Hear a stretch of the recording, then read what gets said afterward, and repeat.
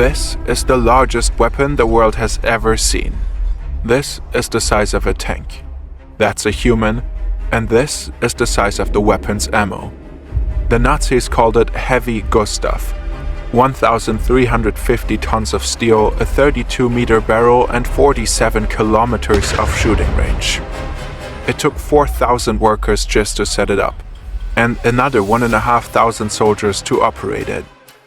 We dug deep into the archives to bring you the story of this monstrosity. A megalomaniac weapon commissioned by no other than Adolf Hitler himself. But unlike many of his rather delusional projects, this one was actually brought to life. Heavy Gustav was deployed in battle.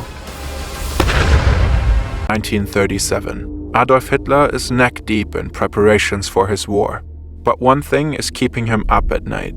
The Maginot Line along the French-German border. A massive array of heavily armed and fortified concrete strongholds.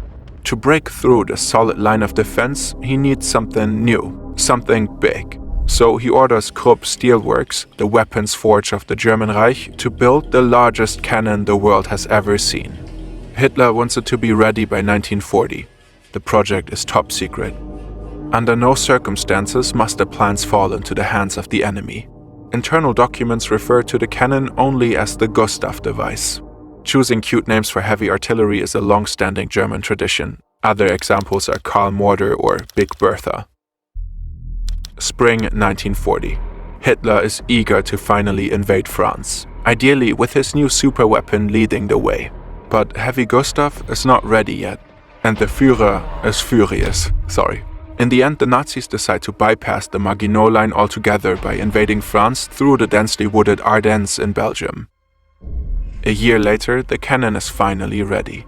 It's a railway gun, designed to move along twin sets of parallel tracks. It weighs 1,350 tons and rolls on 40 axles and 80 wheels. It stretches nearly 50 meters long and stands as tall as a 4-story building. Its caliber has a diameter of 80 centimeters. The ammo shells weigh up to 7 tons each. This is one of them. A tank-busting projectile capable of tearing through 6 meters of reinforced concrete. And this is you working on a beach with AnyDesk. AnyDesk is a remote access software that lets you connect to your computer from anywhere, securely, smoothly, and quickly. It literally feels like you're sitting right at the machine. It's ultra-fast with near zero latency, so there's no annoying lag. File transfers happen directly, no cloud delays, no middlemen. It works on almost everything: Windows, Mac, Linux, iOS, Android, etc. And with 99.98% uptime, your connection is rock solid no matter where you are. You can troubleshoot your grandma's old PC, transfer files, or say, remotely edit. That's how we use AnyDesk. It's just a game changer when you need a powerful machine for your work but want to chill here or here for a change. The applications are limitless. Try AnyDesk today. It's completely free for personal use. Just go to anydesk.com/fern or scan the QR code on screen. Okay, back to Heavy Gustav. Tests are run to probe its unprecedented destructive power. Each shot leaves craters up to 32 meters deep and just pulverizes massive concrete walls. But by the time the cannon is ready, France has already fallen. Fortunately, at least for Hitler, there's still another battlefront. 1942. The Nazis have conquered vast stretches of the Soviet Union as part of Operation Barbarossa. But the Soviet forces are still fiercely holding on to one particular place, Sevastopol, then known as the world's strongest fortress. The city is defended by over 100,000 Russian soldiers, shielded behind 5 meters of concrete walls or hidden in bunkers buried 30 meters underground. Hitler desperately needs a win. And Heavy Gustav could be the key to breaking through. But getting the massive cannon onto the battlefield is no simple task. Gustav has to be disassembled, loaded onto 5 separate trains carrying a total of 100 cars, and dragged through Poland.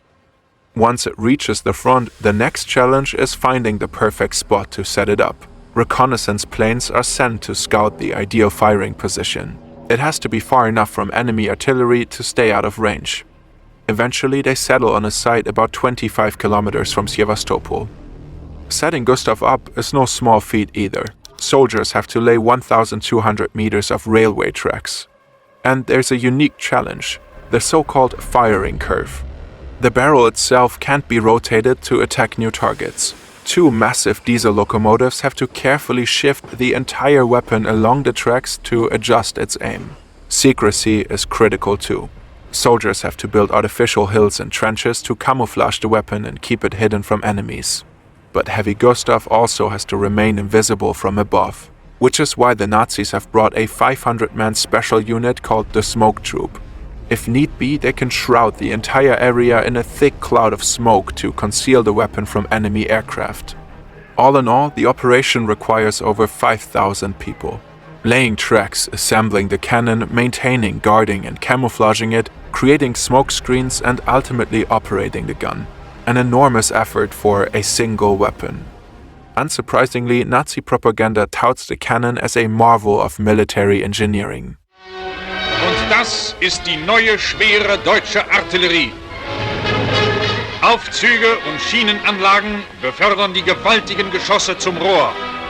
Diesem massierten Feuerhagel werden auch die letzten Festungswerke von Sevastopol auf die Dauer nicht standhalten können. After 3 days of assemblage, Heavy Gustav is finally ready to fire. This is Fort Stalin. For days, Soviet soldiers have endured relentless shelling. But they remain steadfast, sheltered behind massive concrete walls. At 4:30 p.m., they hear a massive explosion ripping through the air from a distance. The Soviet soldiers don't know it yet, but at this very moment they are the target of the largest cannon ever built. A 7-ton armor-piercing shell is now hurtling toward them, easily capable of blasting through all their defenses. Even the massive concrete walls of Fort Stalin are no match for a weapon of this scale. But then, nothing happens. The shell misses, slamming into the ground about 120 meters away from them. The Germans need almost an hour to reload their gun. Another shell is fired and misses again, this time by 150 meters. Then another, and another. This is an official list of every shot fired on day 1 and how far they were off target. The next one is marked as a hit. But later, when search teams scan the area, they find no conclusive evidence of an actual impact. By the end of day 4, only 5 shells remain. They are all fired on day 5. And not a single one finds its mark. And just like that, they're out of ammo. Heavy Gustav has fired a total of 48 shots, a staggering 360 tons of ammunition. The official records claim 3 of them hit their target, but even that is debatable. The only confirmed hit was an underground ammunition depot, and that was probably luck. What was supposed to be a terrifying mega weapon turned out to be a massive and utterly useless monstrosity. There had already been doubts about the cannon's accuracy before it was first deployed. Some Nazi military officials suspected that the chances of actually hitting a target would be near zero, given the insane caliber size and shooting range. But they neither had the time nor the resources for proper testing. On top of that, the barrel wore out ridiculously fast. It became completely useless after just a handful of shots. In the end, Sevastopol fell, but Hitler's mega cannon had nothing to do with it. Did nobody have the heart to tell him? Or did he simply refuse to accept the bitter truth? We don't know for sure. Despite being a complete strategic and economic disaster, Heavy Gustav still served its purpose. As a flashy propaganda piece for Hitler's vision of an unstoppable German war machinery. After its first and only battle, the railway gun returned back home to Rügenwalde, in what was then West Pomerania. A few final shots were fired during a demonstration. Hitler himself was there to witness his masterpiece in action. When the Nazis lost the war, he personally ordered the cannon destroyed so the miracle weapon wouldn't fall into enemy hands, which was probably a complete waste of time.